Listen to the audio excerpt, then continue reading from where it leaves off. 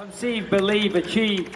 This is former UFC middleweight champion of the world, Michael Bisping. Paddy the Baddy here. You're listening to Combat Sports UK. And you're watching Combat Sports UK.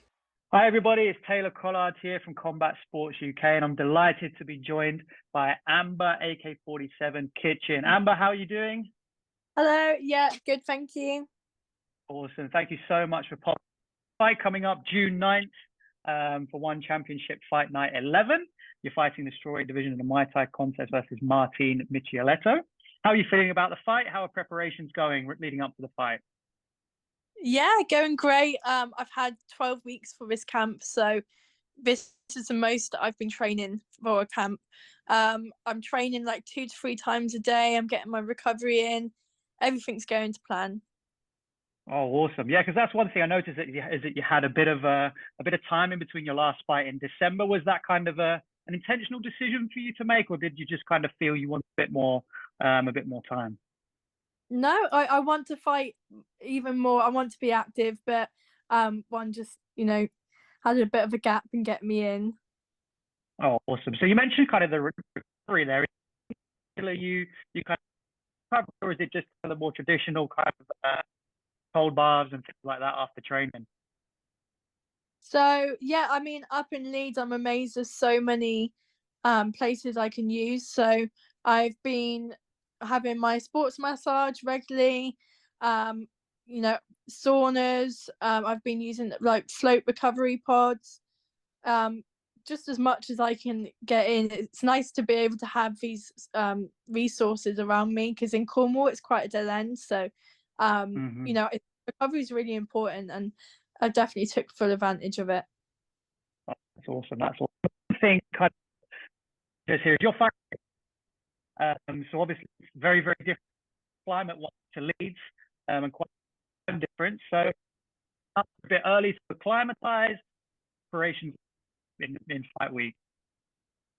So we're going out on the 4th, and I fight on the 9th.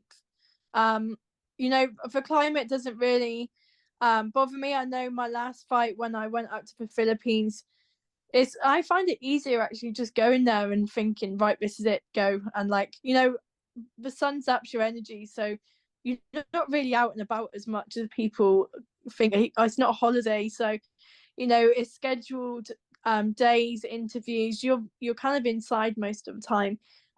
Jet lag, before the plane even takes off, I'm normally sleeping. So I'm quite good with setting my times. I travel so much that I'm kind of used to it.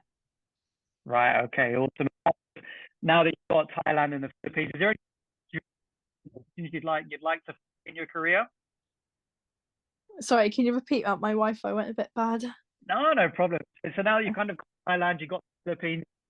Is there any kind of dream destinations that you'd like to fight in your career? Anywhere in the world to fight is amazing. I mean, there's places I would like to holiday as well as fight. I'd love to go to Bali. That would be one of my dream come trues. Oh, awesome. So kind of going back to the fight, what from that fight? I mean, watching it from my perspective, is quite a chess match. Something you prefer kind of what did you kind of pick up from that last fight? So I feel like, we was both trading really good shots. It was on one, you're never going to get an easy fight, and Jackie's a very respectable opponent, and I feel like, it's 1-1 now, so I would love to have a rematch against her. And obviously I want to be more active, so every time it gets easier in the ring, I keep having like months off in between, so I want one to get me on more. But it's definitely lots of learning curves I've taken from that fight, especially working on my attack. I mean, now I've moved up to Leeds, we've just been working on every aspect of my training, from the footwork to the head movement, just really refining the small details. Oh, brilliant. So you're fighting on June 9th against Martine Michieletto.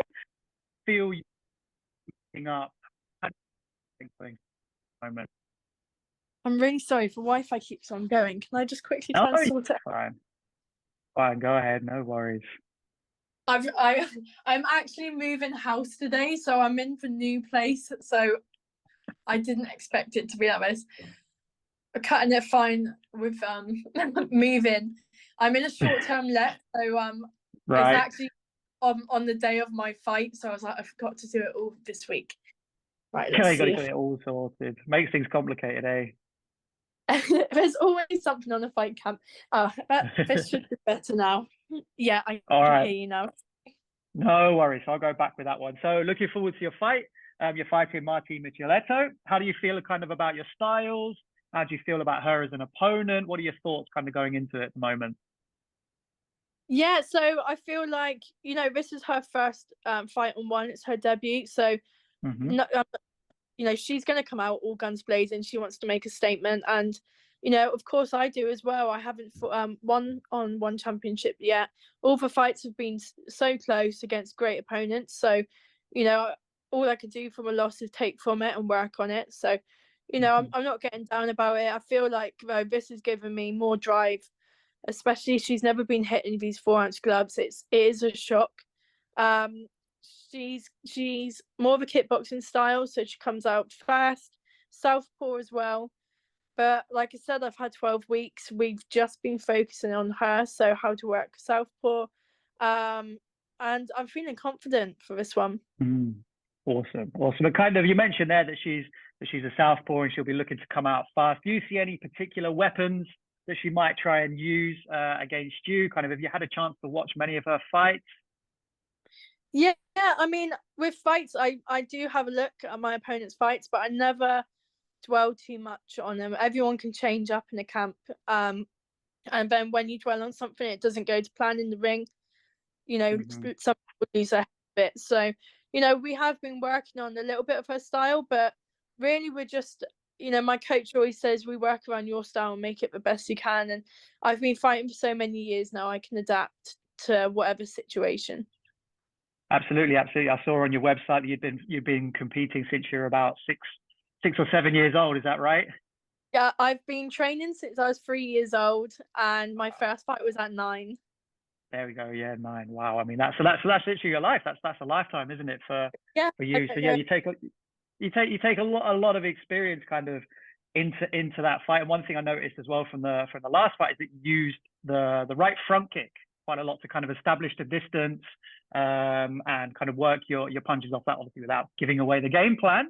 Is that kind of a key weapon of yours that you might try and look to move on a little bit more, or how does that kind of technique fit into your arsenal? Yeah, I always refer back to kicking. That's when I was down in my home gym.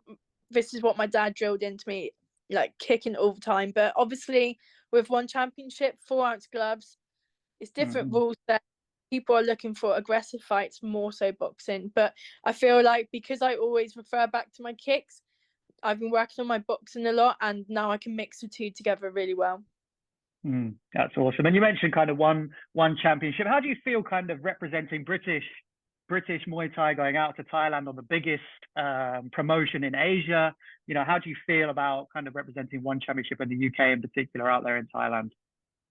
Yeah, I mean, for UK Team on One is so strong. There's some amazing athletes on it. So I love being a part of that. I feel like it's a big movement for Muay Thai for UK. So there's no pressure, but I feel like the UK fans are really into one now, and especially in Leeds in bad company, and you've got Liam Harrison fights on one, Andy Howson's fought on one, Jacob Swift.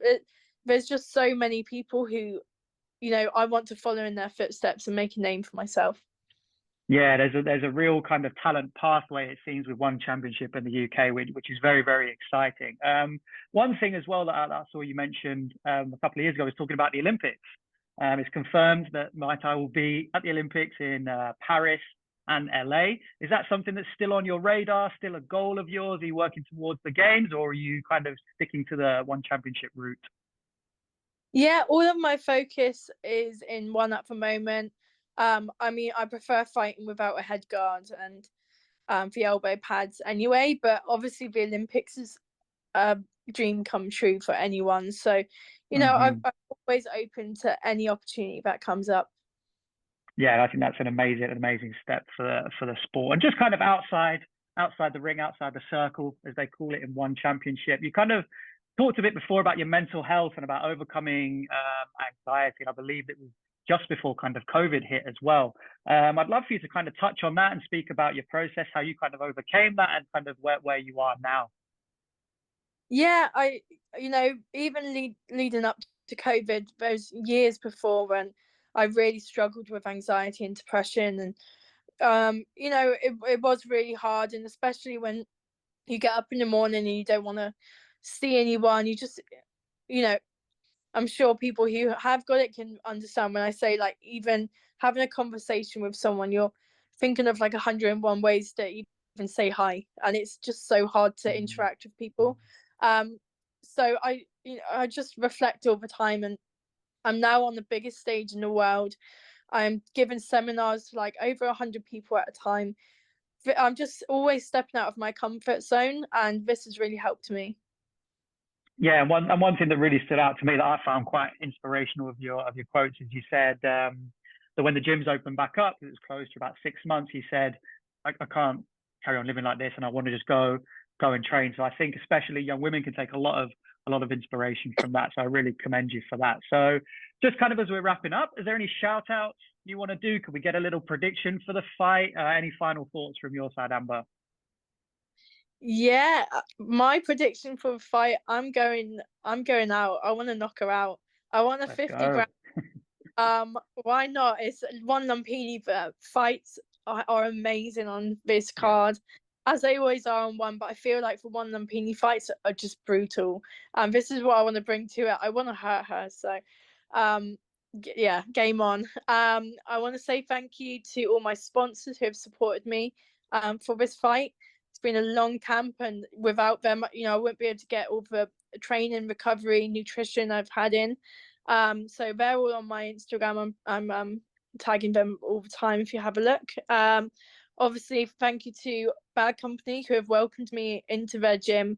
I just felt straight at home there, so I couldn't have got, you know, more amazing people around me. I feel like I've got an army of people behind me this time, and you know, I've just got such a big team, and it's so much easier in the fight camp like this. That's awesome. Well, Amber Kitchen fighting June 9th, one fight night 11 out there in Thailand against Martine Michieletto. Thank you so much for your time. It's been an absolute pleasure having you on here at Combat Sports UK. And from everyone on behalf of Combat Sports UK, the very best of luck for the fight. Thank you very much. Nice speaking to you. Cheers. Thank you.